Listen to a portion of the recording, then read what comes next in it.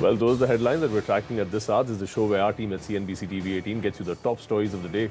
I'm Arif Sherwani and you're watching Reporter's Diary.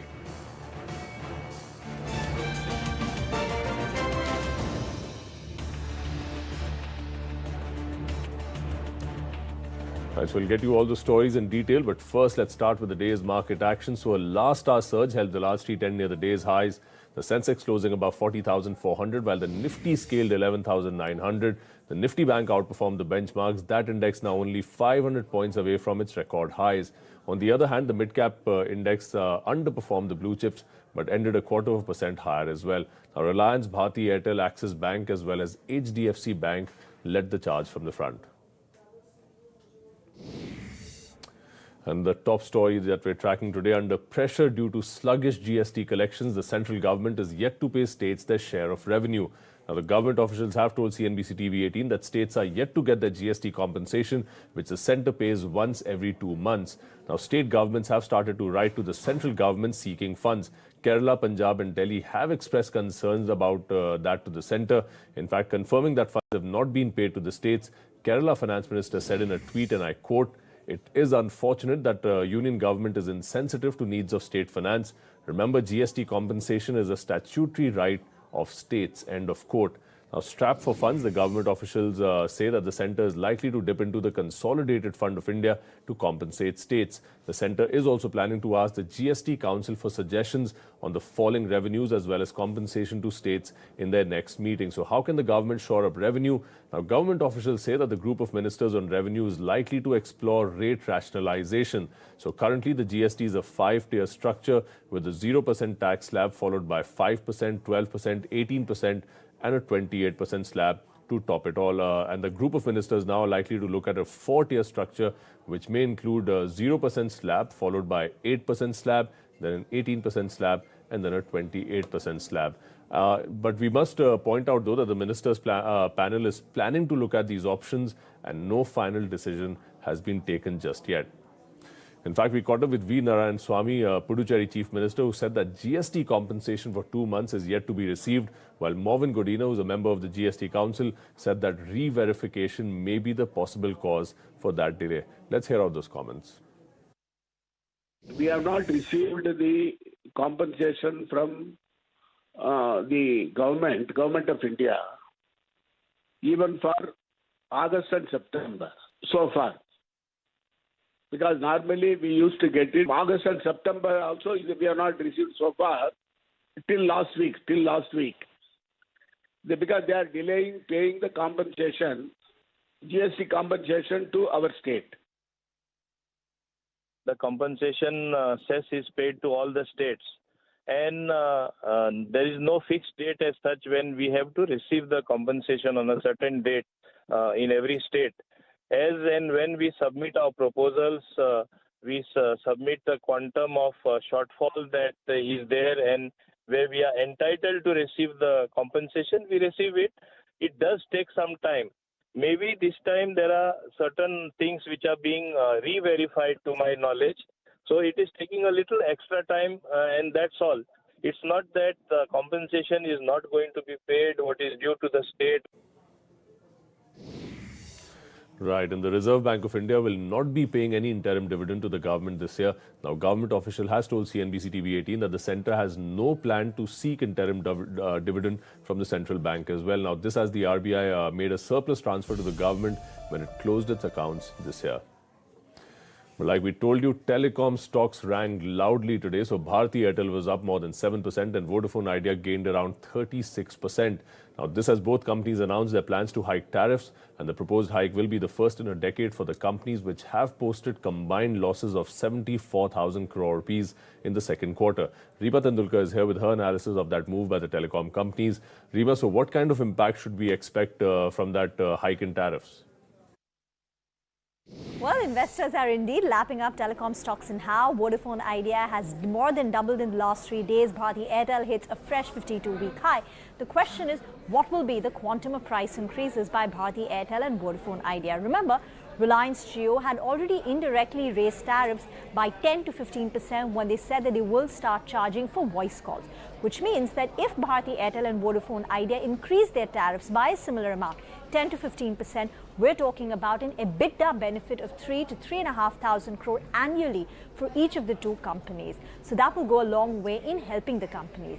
Now the question is whether these price hikes are sustainable. The answer to that will depend on what the TRAI finally decides on the IUC extension regime.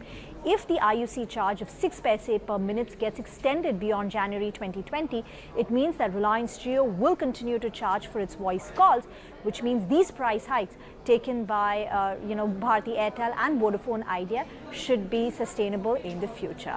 Brokerages are very happy. So today we had Morgan Stanley raising the target price on Bharti to 410, while Jefferies upgraded Bharti Airtel to a hold rating.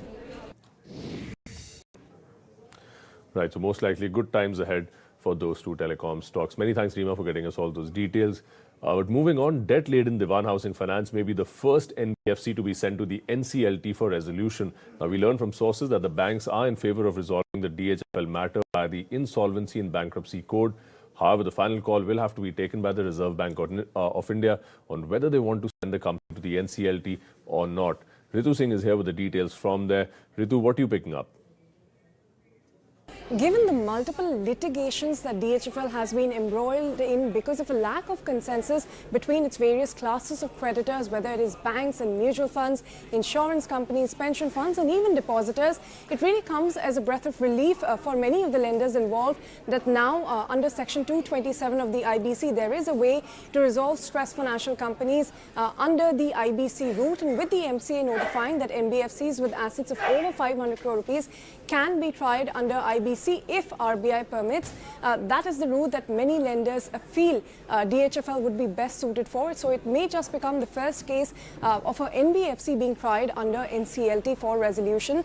Now, we're given to understand from sources that most of the key lenders are in favor of this proposal. However, it is not the banks that will have to file an application. RBI, who will have the final say on whether or not any NBFC goes into IBC, will itself file an application, and banks may only be involved in the process if required by the RBI at a later stage, when it involves an administrator and advisors, and thereby when the committee of creditors is formed.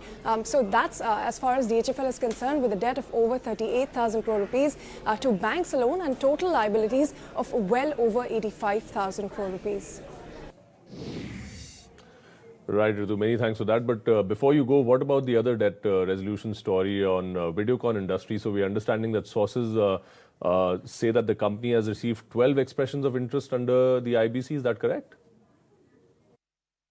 About 10 to 12 suitors have come forward to submit an expression of interest to acquire Videocon Group of Industries that is currently facing insolvency proceedings. Remember, there are at least 13 Videocon Group companies that are together facing these proceedings, and 12 expressions of interest have been received for, various units of Videocon Industries, or even, as a sum total. But banks feel that only a handful of these companies may actually turn out to be shortlisted and maybe credible bidders for Videocon Industries.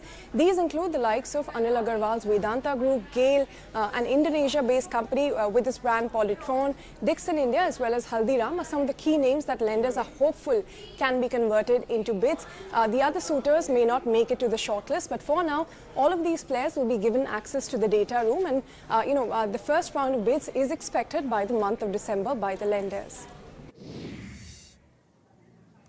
Right, Ritu. Many thanks for getting us all those details on both those stories.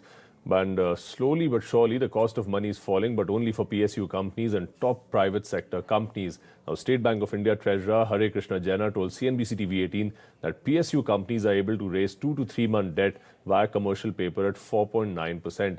That is the reverse repo rate. Now, while top-notch private companies are raising short-term money at the repo rate of 5.15%. 3-year AAA, if it is a PSU, it could be between 630 and 660, depending on which PSU it is. And the top-rated AAA also would be around that, closer to that, not much above that. There is a possibility that the PSUs, if the liquidity condition continues to be like this, so they can raise it very easily. Generally, the PSU measures up to 3 months tenor, they get it even much below the reverse repo. We have seen around 4.9291 like that. Private companies, they are getting below repo levels. The same, the better rated ones who enjoy a very high level of trust in the market, they can get it much cheaper. But so far as the overall trust factor is concerned, still people are cautious. And Lata Venkatesh is joining us now with more on that. Lata, what do you make of these numbers? Oh, well, just to put the numbers yet again more clearly from what Mr. Jena told us, rates have fallen very, very sharply. You know, what is the reverse repo? It is the lowest available rate in the system. When banks have nowhere to put their money on an overnight basis, they give it to the Reserve Bank and in exchange, they get about 4.9%, the reverse repo rate. So actually, companies are able to raise money at that level, rock bottom level of 4.9, but that's usually short-term money and only for PSUs. If you're a private sector, but a AAA like Reliance, then you would be getting like, maybe 5%, closer to the repo rate, which is 5.15%. But this facility is available only to the top-notch companies. The SBI Treasurer was very clear that the number of companies who can access the debt market is not increasing. So the trust factor is very important. Let me put the same thing in terms of what it was 1 year ago and what it is now, and how the cost of money has come down for companies. First, let us take the PSUs. NABARD, for instance, would be an ideal PSU.